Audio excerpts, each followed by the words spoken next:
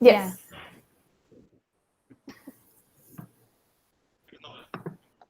Yeah. All right. Hello, everyone. My name is Sophia, and I am part of the AIKI at UANL. I am part of the public relations team, and we are from Monterrey, Mexico.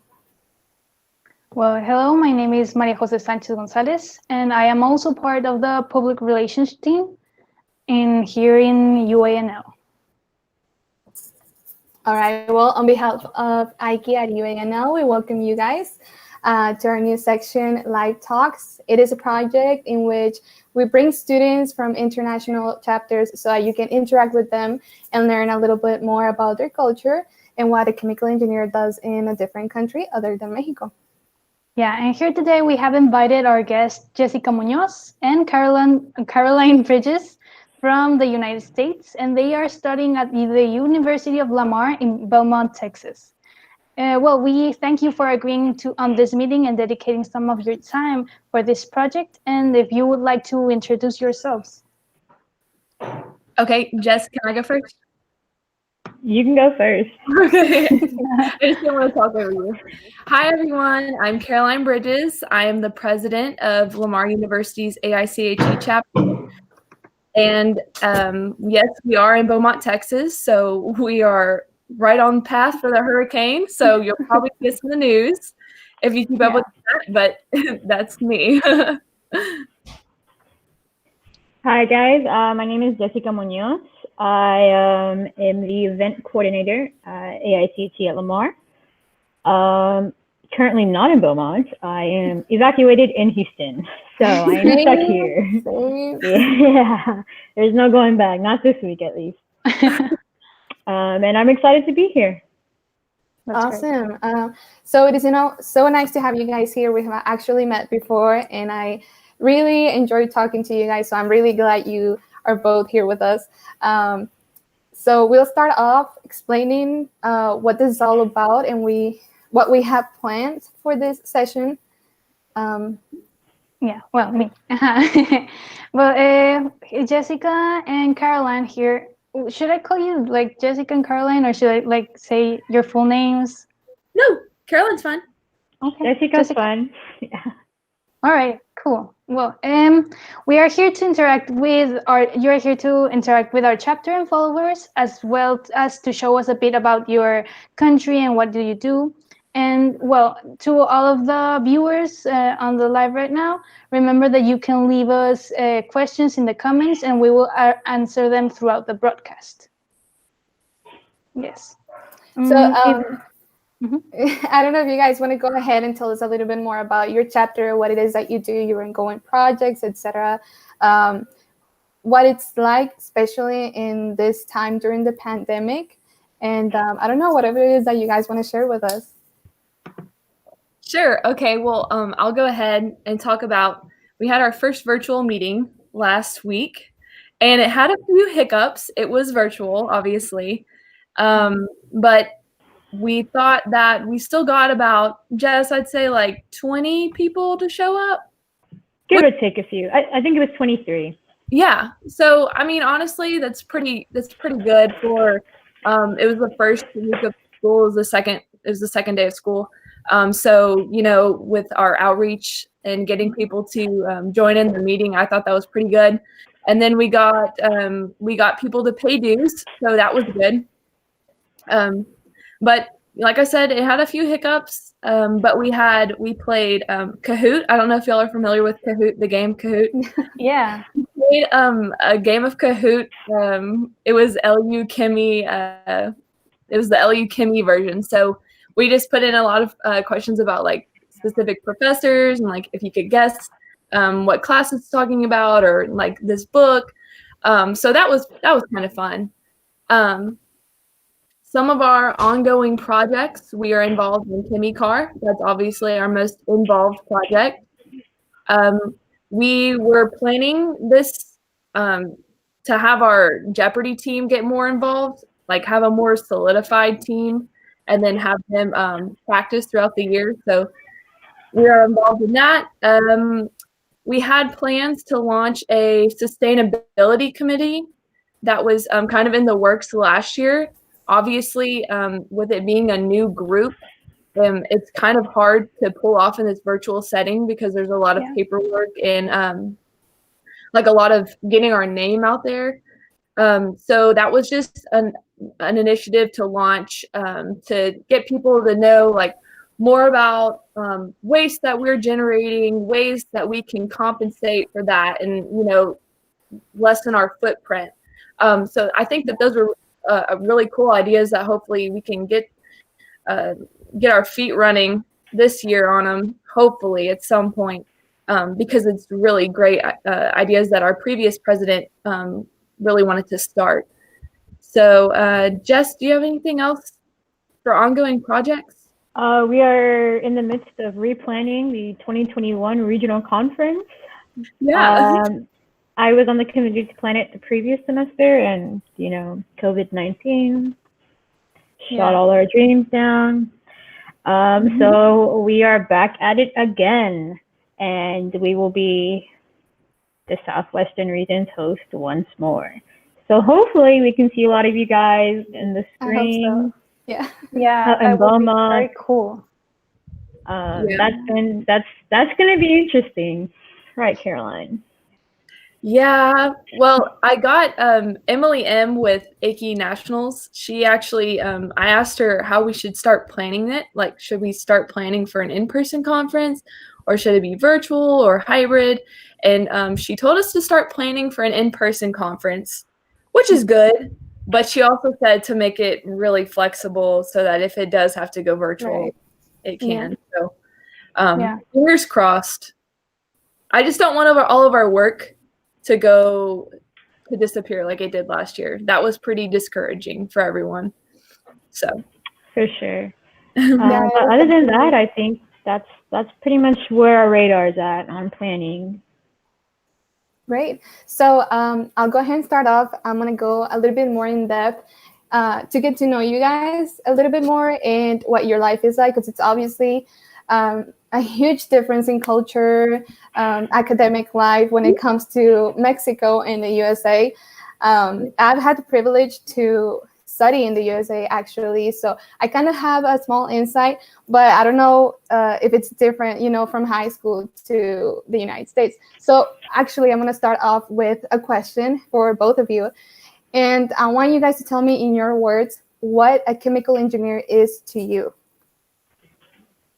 So in my eyes, when I was growing up and I thought of a chemical engineer, I thought of someone that wears Nomex and works at the plants, like the oil and gas refineries around. That's like all that I can envision a chemical engineer as. So I won't say that my perception has really changed that much, but in my eyes, yeah, it's pretty much what I see, because we're so saturated with industry around here with the refineries. That's pretty much what you see as a chemical engineer. So like, I think of someone that, like I said, works at the refinery, designs and operates processes, and really works a ton. I know that whenever we went to the national conference for AICAP last November, seeing the pharmaceutical realm of chemical engineering was something completely foreign to all of us.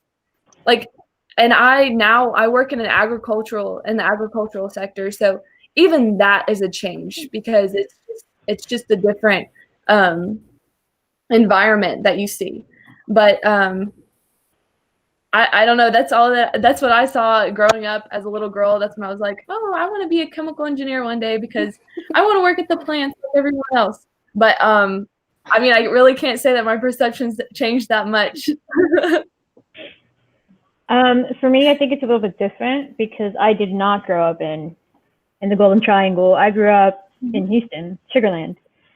So I actually didn't know what a chemical engineer was for quite some time. Just because that's not what you see out here. You see all the CEOs and the CFOs of the companies that hire chemical engineers, Schlumberger, DuPont, Dow, BP, those are the ones here where I grew up. So I got to see the suit version of what Caroline got to see. Yeah. So to me, I always thought a chemical engineer was just a problem solver. And that's what we do, whatever it may be, whether it's oil and gas, pharmaceuticals, medicine, food processing, paper, doesn't matter. What we do is we go in there and we solve some problems. Pretty much. That's the way I look at it. And we get paid pretty well. A bonus. That's a great. Very good bonus, yeah. And so growing up, when did you decide that what you wanted to study and to work at was as a chemical engineer? So I would say that from like a really young age, my grandpa was a mechanical engineer and I was a lot like him, and we enjoyed the same activities, and like he would check my math homework when I was a little girl. And so I just got to see his process of doing things and like his way of thinking. And I was like, we think a lot alike. And I like the way that you think. So I'm gonna keep thinking like that. So I just grew up and I was like, every time someone asked me what I wanted to be when I grew up, you know, I said I wanted to be an engineer. I didn't know that I wanted to be a chemical engineer, but I knew I wanted to do some type of engineering. And so when I got to college and it was time to start applying to schools, I applied to Texas A&M, and I saw that one of their programs was biomedical engineering and chemical engineering. And I was like, let me look into this. And I started looking into it, and I was like, biomedical sounds awesome. But then thinking about like the realm of things and like the odds of me landing a job are super slim. So I decided to go with chemical engineering. And then first class intro to chemie, I was hooked. I loved it. I was like, this is what I want to do. And I don't think a lot of people really have that feeling, but I was pretty satisfied with what I was learning, and I felt like I was like challenging myself every day to learn something else that no one else really understands except for chemical engineers. And so yeah. I thought that was really special. So that's when I was like, it was freshman year of college. I was like, this is where I'm supposed to be. For me, I think me and Caroline are on different ends of the spectrum on everything. I actually did not know what I was going to do my senior year of high school until I spoke to a teacher, and she was like, you know what, Munoz, you're going to be an engineer. That's what you're going to be. And so I was like, all right, Miss Martinez, I'm going to be an engineer. And I applied to university, Stephen F. Austin State University, about 25 days before school started. And then I moved. And I didn't know what kind of engineer I was going to be. I didn't know anything. And I actually was on track to graduate with a degree in mechanical engineering. And I was there for 3 years. And then I said, I don't like it. And then I was looking around and I saw chemical engineering was in the back of my mind. And so I was like, you know what? I'm going to just I took OChem 1 and OChem 2. And that's what solidified my want to be a chemical engineer. And so I looked around, and I tried to apply to Texas A&M as well. However, they were not receiving any transfers at the time. So my best bet was U of H or LU. And so I said no to Houston, and I came to Lamar University, and I took Intro to Engineering with Dr. Pinson. And after that, there's just no going back. I was like, well, I'm here to stay. So yeah, I think I made a good choice. I like the diversity in this program and the diversity in just the industry as a whole. You can do a whole realm of things, and you're not stuck or like planted in one specific thing. So that's kind of what hit me here. That was a big thing, was the fear of also not like wanting to commit your entire life to one specific profession, and knowing that I had so many possible routes that I could go to. That was like, I like this. That was my selling point. Yeah, for sure. Yeah, you're right. I mean, chemical engineering is so versatile. Like, you can do so much with that major. It's incredible. Honestly, I didn't know like all the different areas that you could go into until I started my major. And I was pretty surprised, honestly. Yeah. Mm-hmm. Okay. Yeah, So sure. I think every day we learn something. Yeah, definitely. So talking about that chemical engineers can do pretty much anything because we're that good. Where do The you see range. yourself after graduating? Caroline, you told me that you're in agriculture. So what is it that you guys want to do after graduation? So I would like to do anything right now with the economy. Work. But so I guess that I like the agricultural sector. I think it has a future. So where I'm working right now, I work at a plant that makes herbicides and designs different formulas for farmers all across the world. So obviously, it's always going to be in demand. So I don't see the demand for that dwindling anytime in the near future. But I don't know that I'd like to work in a refinery specifically, just because the it's so dependent on the economy as we see right now. And it's so cyclical, and there's never like that promise of a job. So I don't think that I would ever want to work at a refinery. I mean, that might change later on, but I think that I do want to work in a plant setting. Like, I don't want to work in a lab or in academia. I don't think I want to go that route. I don't know. I might wake up tomorrow and tell you something totally different. But I think that I would like to stick in the petrochemical industry. That's where I see myself. Yeah. You know, I'll take whatever I can get. Honestly, if we're talking perfect world, I don't want to work in a refinery. Mm-hmm. That's a fact. However, I would like to stay in petrochemicals for as long as I can. Just because that's what we at Lamar pretty much specialize in. So that's where I feel the most confident in. Perfect world setup. I'm definitely looking to be a field engineer and just out in some platforms and, getting that hazard pay. Take it day by day. There's no long term there. It's just got to get out there, gain some experience, and then maybe possibly go back to school, get an MBA, and then work up the ladder that way. I do not plan to stay technical for my entire career. That's not happening. Definitely the managerial route, project plans, things like that. Yeah, I think that's kind of pretty much everyone's plan around here, is to start out as a process engineer or work in operations, and then do they'll either go back to school for their MBA and do the fast track to a managerial position, or they'll just work their way up naturally.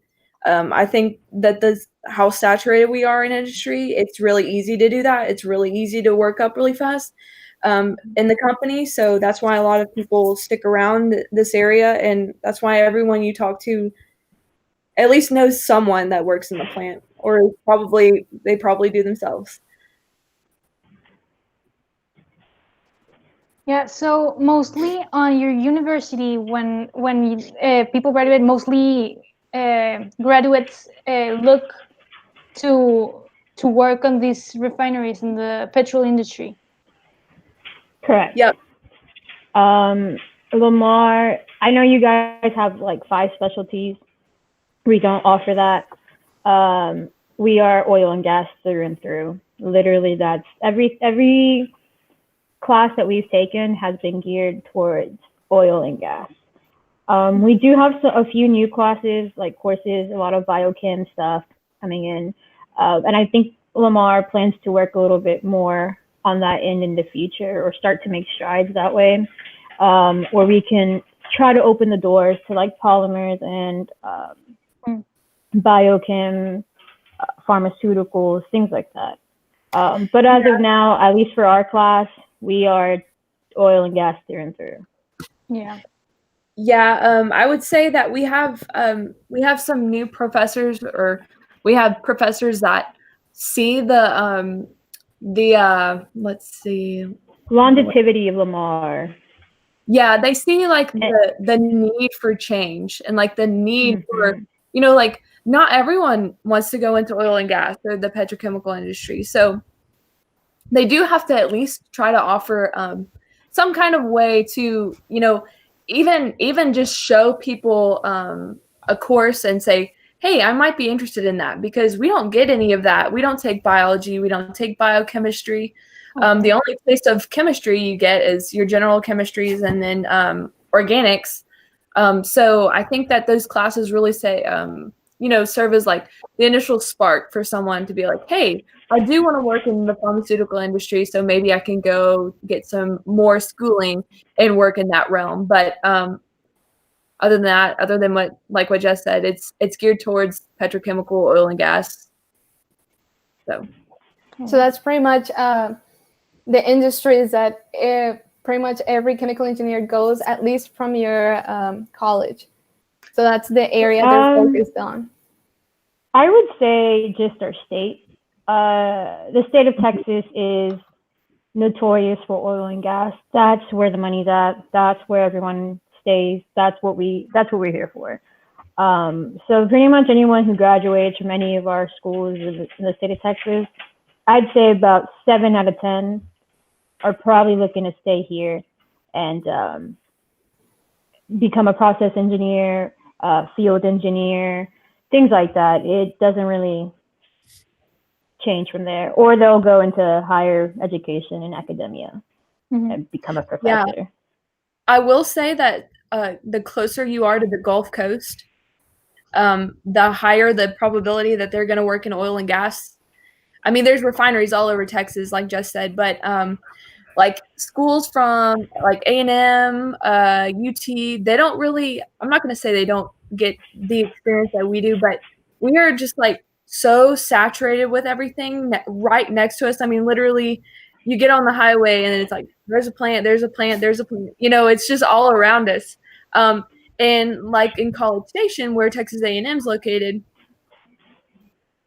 I remember the plant manager at the plant I work at now, she graduated from A&M, and she said that her only internship was at a hospital as a chemical engineer. And that's all that they had up there, and that's all that she could land. And look, she's the plant manager of, she's bouncing all over the United States. And I was thinking, wow, like we get to graduate, most Lamar grads at least complete, one co-op or one internship throughout their academic career.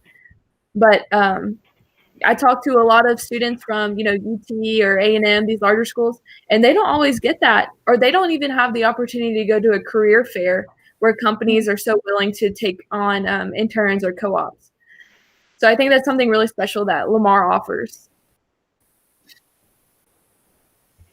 And so talking about Lamar, would you like to tell us more about the college life? For example, how many semesters there are? What do you like most about the time you spend studying? And well, you've already told us that because of these fairs, you have a lot of opportunities.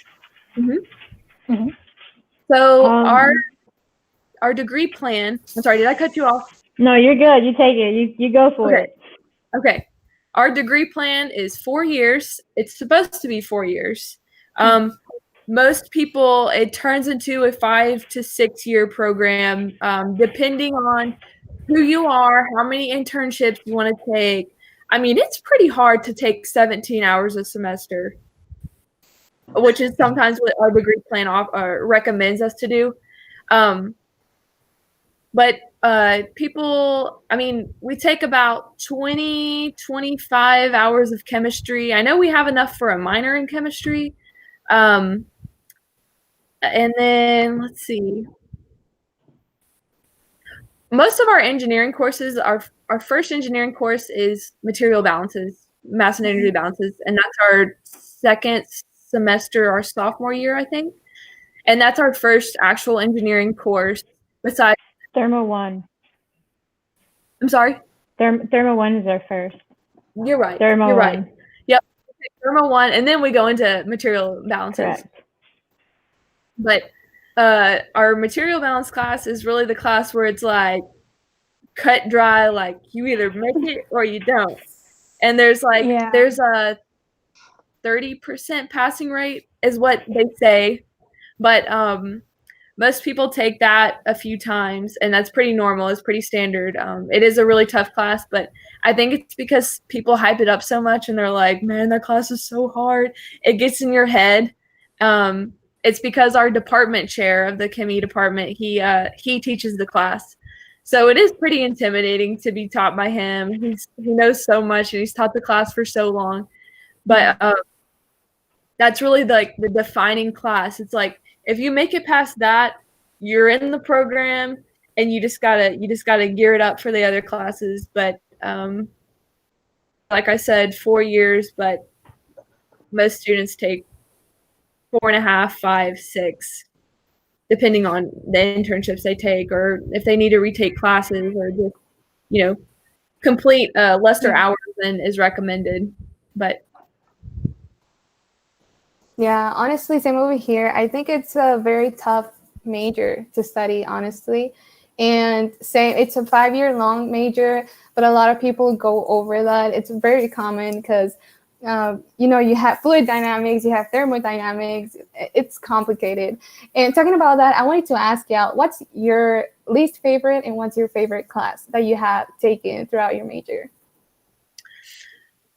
I know what my least favorite class was. It was Thermo 2. Oh, really? That's your least favorite? That might have been my favorite, actually. No, my least favorite was definitely Thermo 2. I think it's because I didn't really see the applicability of most of the stuff that we learned. Now that I've worked in a plant, our professor was pretty out of touch with reality. He's very old school, I will say that. So he was like, you need to have a pen and piece of paper to record data that you get off the machine every morning, and it's like, it doesn't work that way anymore.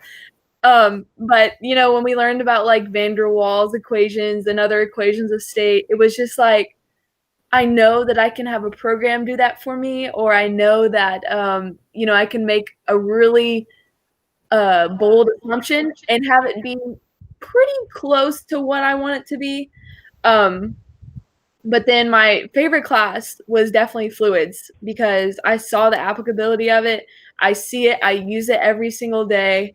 I just loved learning about it. I never found myself I was stressed out for the test, but I felt pretty confident going in. So that meant that I was actually learning it as a student and in the field. So those are my two classes. I think my least favorite class was heat transfer. I think professors can make or break you. And that professor definitely broke me. My most favorite is probably a toss-up between Thermo 1 and fluids, which were both taught by the same professor. So definitely enjoyed that class quite a bit. Both of those. I think fluids would probably fluids a little more, just because the applicability is a little bit better on that. Like you can see, like Caroline said, you can see what you're going to use, how you're going to use it, and how real world that can become quickly. But yeah, I think those three would be my picks. And on these classes that you have taken, one of the questions from the audience that we have here is, are classes normally held in big halls or auditoriums, or in small classes? I think that depends on how you sign it up, right? That depends on where you're at in the degree. So for instance, our material balance class was held in an auditorium-like area, I guess. It's called the process room. And it has the scale, like seatings, where you have steps to get into. But I think that's probably been the biggest classrooms. Our junior classes are all held in labs, so they can only fit up to like 25 to 30 people. Computer labs. Yeah, computer labs, sorry, yes. And then I think Jeffrey's classes have all, or fluids and thermo classes have been in a meeting room, like a conference room. So they're kind of all over the place, but for the most part, they're about 25 or 30 students. They're not very big. We do have a very small amount of like chemical engineers compared to other universities, and compared to like the other engineering disciplines here at LU. I think we are probably the smallest of the 5, I would say. Probably so. Yeah. So it's not like in the movies. I'm sure if you speak to someone at like A&M or UT or something, I'm pretty sure they'll tell you they walk into classes with like 350 people, and that's that. But for the most part at Lamar, they do a pretty good job of making sure there's enough sections to like be able to learn comfortably and get your questions asked and have some one-on-one with your professors for the most part. That's great. Awesome. And when it comes to, or before the pandemic, when it comes to your social life, do you feel like you have time to have a social life when studying chemical engineer, or what was it like for you, your social life and academic life together? So it's a little bit different for me because I live at home still, so I don't live on campus. I mean, there is still the social aspect that you can have if you were on campus at Lamar. But I really didn't have that much time. If I did do anything, it was just like hanging out with friends, going out to eat with a lot of our chemi buddies. That's really because we like enjoyed each other's company, but you know, like we would be sick of each other in the classroom, but we'd be like, let's go out to eat. And we'd just totally forget about it. And we could all laugh at the same stuff. But yeah, I really didn't have a social life. I mean, working, school, studying, balancing it all, it's really hard to do. So out of my triangle, I think it's like sleep, get good grades, and then have a social life. I chose sleep and to get good grades. Yeah. I think my social life kind of is about the same. We eat, and that's about it. Like, if I want to see my friends, it's pretty much, hey, let's go eat. And we go eat. I will say, though, joining AICHE has definitely been able to give me a little bit more of a social life because we still are within the same groups. We get to meet some of our same peers and things like that. And I became really good friends with a lot of people who are part of that. Other than that, my friends outside of our major, they're the same thing. We try to figure out when everyone can meet, and then we have dinner, and then that's that. Any other free time that I had, I would probably come back to Houston to see my family. Mm-hmm. Yeah, it's not to say that we don't have fun. We just have fun differently, I guess. Yeah. But yeah. Exactly. So before you go ahead, Maria Jose, talking about the chapter, do you think that helped you through your major? It helped you grow as a chemical engineer student? What do you think you learned from joining it so that the people watching us would want to join us as well? For joining AICHE and how it helps us? Yeah, so I mean, definitely in interviews, first of all, you say that you're a part of AICHE, and then right off the bat, anyone that's familiar with any national organizations, AICHE is pretty is a pretty hot one. So like, one time I was in my boss's office and I was like, I saw an AICHE certificate, I think, and I was like, hey, are you in ASHE? And he was like, yeah, I'm a national member, you know? And I'm like, so that just struck up a conversation.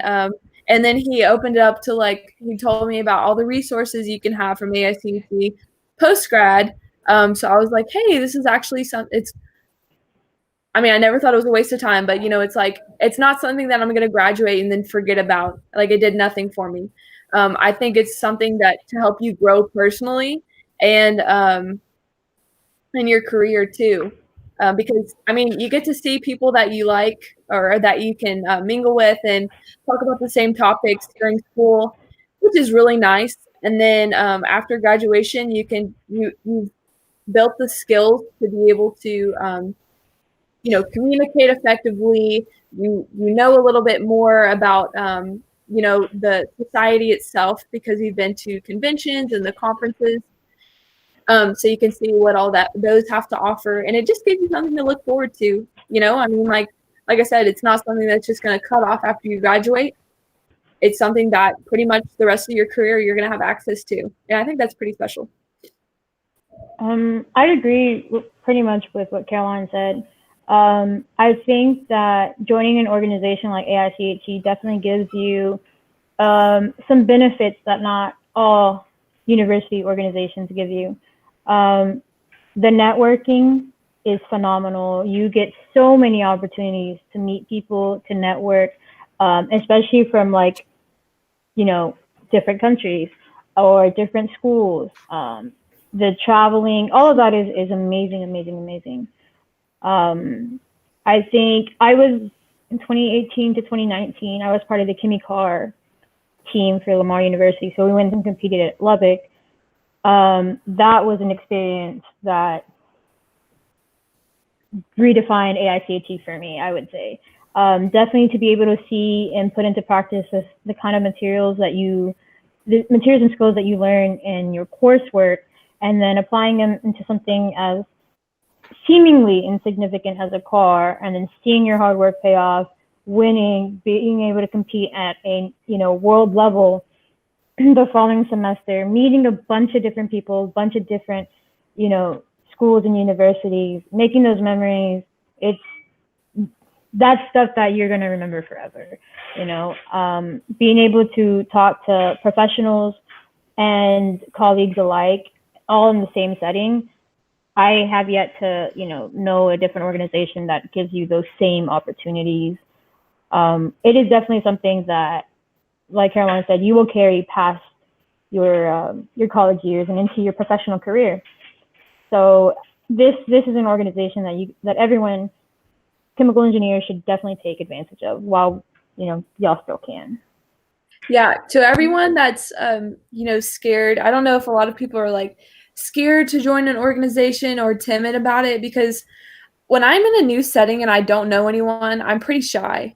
But I remember I went to my first AICHE meeting and I was like, I don't really know anyone here. And, you just feel like you feel kind of lonely. But then, I mean, you have to put your foot in the door somehow. You have to just get out there. And like, I've met all these amazing people, and they encouraged me to become a better person. So, it's just being with people that you want to be like and you want to emulate. I mean, I don't see how there's anything wrong with that, how that could hurt you in any way. So, to anyone that's, timid or shy about joining, I would say just go for it and just get involved. Just do it and you won't regret it.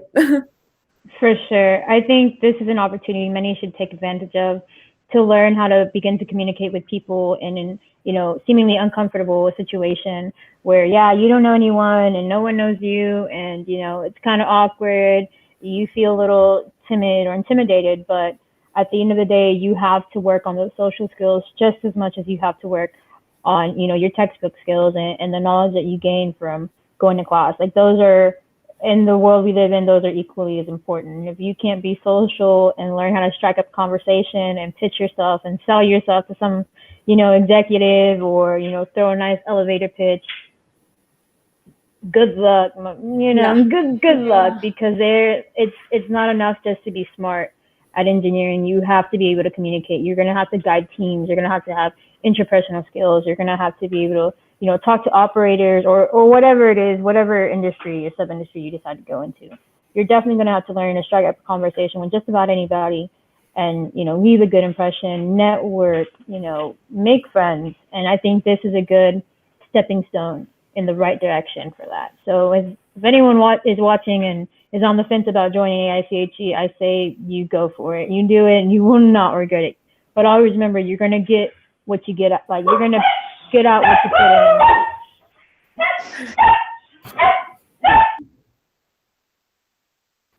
in. Well, yeah. And what can you tell us about when you first started in ACHE? How long ago was that, and how differently do you feel?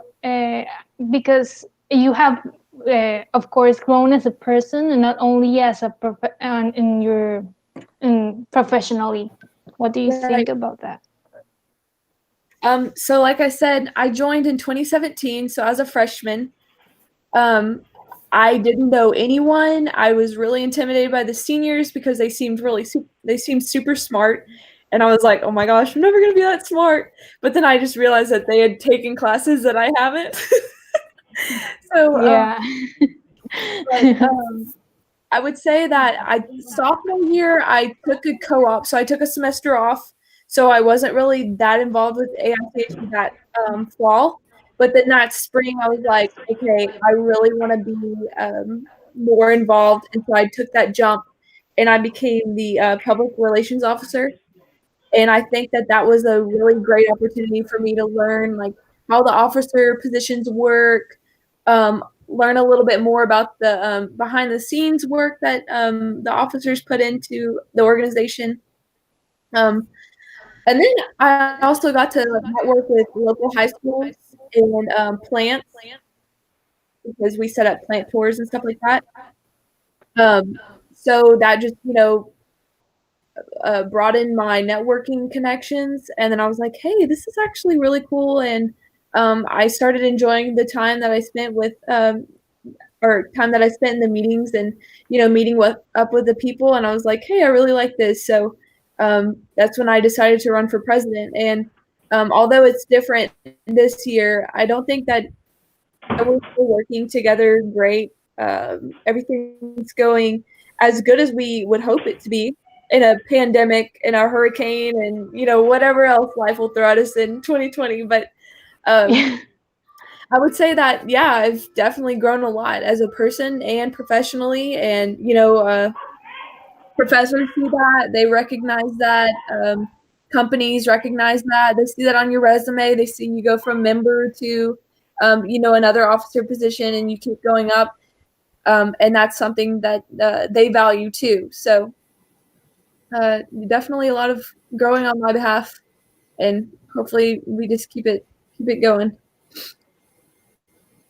Yeah, so my first year at Lamar University was in 2017 also, after my 3-year stint at SFASU. And so similarly, I walked in, didn't know anybody, didn't know a single person at this university, barely knew what an engineer, a chemical engineer did. I walked in there and I was like, we're going to do this. And that first year, I met some junior, senior, middle ground people. Some of you probably met them at the Lubbock conference. And they kind of took me under their wing. I introduced myself, talked to them, tried to make friends, whatnot, took me under their wing. And they were on the officer team. So I actually got invited to my first regional conference as a member, fully paid for, in Corpus Christi. And after that, I was like, yeah, this is where I want to be. I was like, yeah, this is it. And so the following year, 2018 to 2019, I decided not to run for office as an officer. I decided to join the KimiCar team and compete and try to make a good name for Lamar. And we did. Our team did fantastic. And that year definitely gave me a lot of growth, a lot of experience, a lot of teamwork, things like that. And then went to Lubbock, did great, made friends. And then this year I decided to finally run for an officer position. And so I'm now the event coordinator. Oh, and then last year I was also on the AICHE national squad as a regional liaison for the Western Conference. Region, sorry. And then this year, event coordinator, and I am now regional chair for the Pacific Northwestern region. So I got a lot of AICAT things going on all at the same time. I learned how to plan a conference. I learned how to compete. I learned how to do a lot of things, lots and lots and lots of things. And now I'm trying to make my senior year go out with a bang. Try to grow as much as I can and don't leave anything to regret, I guess. Mm-hmm. That's been it. That's awesome. This is actually our first, what is it, semester in the chapter. So I mean, at first, when I heard about it, honestly, I kind of ignored it. I was like, oh, I don't have enough time to be in that, you know? And then I was offered, you were actually there when I had my interview, right? And I was offered public relations. I was applying for a translator, but I was offered the public relations one. And I was like, I don't know, do I really want to do this? Like, is it worth it to spend my time to, my free time in this chapter? And then once you're in it, you start to realize like everything it has to offer and how it can help you. Now that you guys are telling us all of this, I think it was a great decision to make, and I'll probably stay in it for a while, or the time I have left in school. Now, we did get a question from our audience that said, can I work in the USA without having to certify or revalidate my degree? So actually, I saw you guys as a university just got your ABET accreditation. So anyone who graduated from 2016 to I think 2024 will graduate with a chemical engineering degree from your university under the ABET accreditation. So as long as you guys, speak English and have that degree and complete it, you should have no problem working here in the US and Canada. I don't know about overseas into, Europe and stuff like that, but I do know here in the US, they do ask for a degree from an ABET accredited university. And thankfully you guys have that. So as long as you guys, apply and meet their requirements and whatnot, you guys should be A-okay and good to go. Awesome. Yeah, I would just say, just set it all. You can work here. Come help. That's awesome. That is really awesome. I don't know if there's any more questions, Maria Jose. Well, no, but I would also like to say, as Sofia, this is also my first semester being part of the IG chapter here in UANL. And something, at first I thought like, I will join. I don't care. I know I will not regret it. I will get to know so many people since I'm barely starting this studying here. I didn't know anyone in my first semester. I met a lot of people that were really fun, and I thought like, if I get myself out there, it's gonna be so much fun, and all of these people are getting the same degree that everyone's passionate about, because you cannot graduate from this if you are not passionate about it. It's very hard, and you would just stop. And I think that's something incredible, that you get to meet so many hardworking people in here. Yeah, I think something else that we see a lot are a lot of people that go back to school with Lamar's program. So, you have students that might be in their 30s. This might be their second degree that they're completing.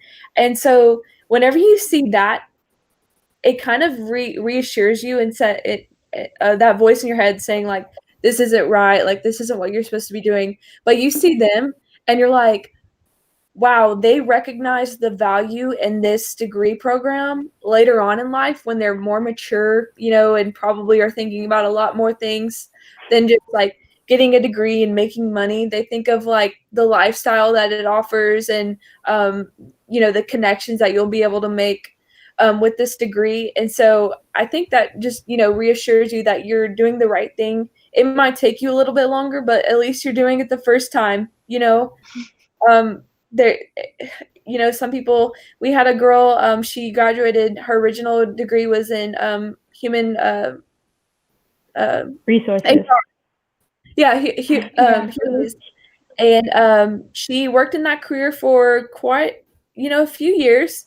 And then I think she said 7 years. Yeah, 7 years. And then she realized that she wanted to do engineering, specifically chemical engineering. And she just, turned around, and now she works at Valero at the refinery, and she loves it.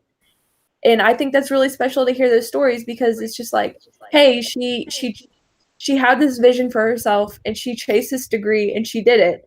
I mean, it took her a little bit longer to find her passion, but she was really passionate about it, and she pursued it. And it just revalidates that you're doing the right thing, that, you can also chase that same passion. So it's never too late to be with these people.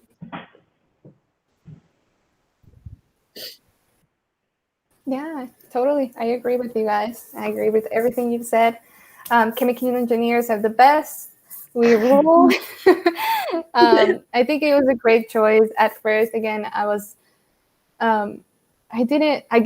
just like Jessica. I didn't even know for sure what a chemical engineer did. But then you learn to love it. I fell in love with it, and I'm glad I chose it, honestly. I agree. I think after 3 years in a different degree plan and chasing a different engineering discipline, it definitely puts into perspective what it is that I wanted out of this. And I don't regret it. I definitely took the long way around, for sure. But I mean, it brought me here. I met some fantastic people. I made great connections, fantastic memories. I definitely would not trade it for anything else in the world. Not at all. But yeah, I think we all are in the right place, and we're all doing something that could definitely benefit the world just as much as we want it to. It's definitely one of those things where you get out what you put in. So just, dale gas, I don't know, I would give it, yeah, you just got to keep going, man. Yeah. That's very, like, it gets tough. Like, this is a difficult degree. I think we would all agree on that. But that's literally what gets me through it. The tough times, I'm just like, you can't stop. Just keep going. Just keep going. Don't look back. Just keep pushing forward. But I think being a part of AICHE just proves that you're willing to, even though you're already taking super challenging coursework, you're taking that extra step to just prove to yourself that you can do this, and that you want this so bad. And I think that's why it's another great reason to join the organization, because employers recognize that, and they see, and professors too, they see the extra steps that you're taking, and they know who to reach out to whenever they need information to be spread out, or they need help with something. They know who to ask, and I think that's really rewarding. So with everyone in here, congratulations. I mean, you're doing awesome. So yeah, keep going, man. Don't break your own spirit. Just keep pushing forward. Exactly. Yeah, so talking about that, we actually wanted to make, because of the whole pandemic thing, the only way that we can invite people to join is by making a video. So we wanted to ask you guys if you could, what do you call it? So we can include you guys into the video. Just say your name, that you're from part of a chapter, a student chapter, where you're from, the USA, and that you invite them to join our chapter, so that they'll want to network just like we are doing it with you guys. Okay, well, I'll start. Sorry, my cat wants to join. Say hello. I'm Caroline Bridges.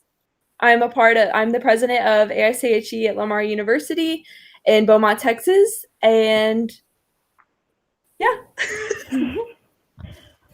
I'm Jessica Munoz.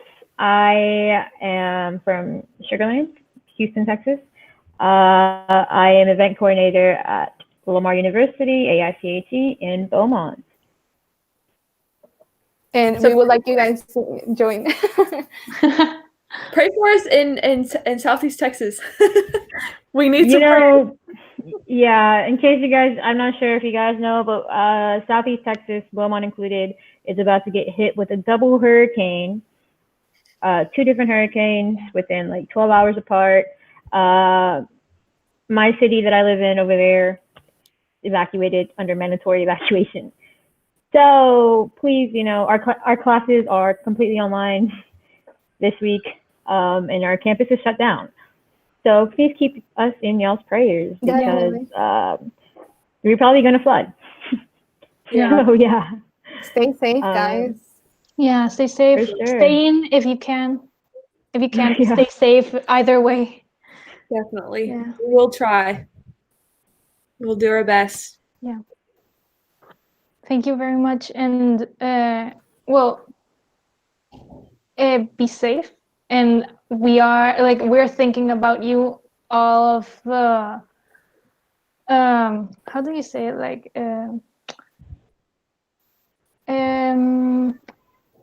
desastres naturales. Natural disasters are something that is above all of us, and we are thinking about you. Thank you guys. That means a Yeah. lot. Yeah. Yeah, be safe, you guys. I think those are all the questions that we have for now. We thank you so much for your time and willingness to be a part of this. It's the first one we have, and we wanted you guys to be part of it. We're doing our best to make it interesting and to make it better. And it was awesome having you guys with us. No, thank you guys for inviting us. Yeah, thank y'all for inviting us. And I think that what y'all have going on is awesome and really inspiring for us to be better as a chapter. So congrats to y'all for having an awesome chapter that's super strong for being so young. I think that is incredible. So thank y'all for inviting us to be in on these type of things. We definitely like to, keep that relationship between y'all and not have y'all feel excluded from the Southwest region. So thank y'all. For sure. Yeah. Thank you guys for inviting us. And, any questions, I think us at our chapter in Lamar are more than eager to, continue to grow this network and this bond between our two chapters. In the future, for whatever you guys need, you can count on us to participate and help you guys out. And I hope we can do the same. Any other questions? I mean, shoot us a text or a call or whatnot. I hope we can continue to work a lot together moving forward, and maybe even have some joint projects between the two chapters and our members. Maybe some pen pals help you guys work on y'all's English, or maybe we can learn some Spanish, things like that. Feel free to reach out. I think our members at our chapter are definitely looking forward to network a little bit more with you guys. Yep. Well, thank you so much, especially you, Jessica, and Caroline, for taking your time. And no problem. As farewell, for also to the audience, we would like to remind you that we'll have another live talk the next Thursday, 27th, with the University of Pamplona from Colombia. And also, if you want to join us and see it and ask questions, that's what we're here for and why we organize this. And we invite all the viewers to keep following us on social media. And we hope you have a good night. And also you too. Thank y'all. Y'all have a good night. Be safe. Thank you. Yeah, be safe. We hope to see you guys Good luck, soon. y'all. Bye. Thanks. Bye. Bye. Bye. Bye.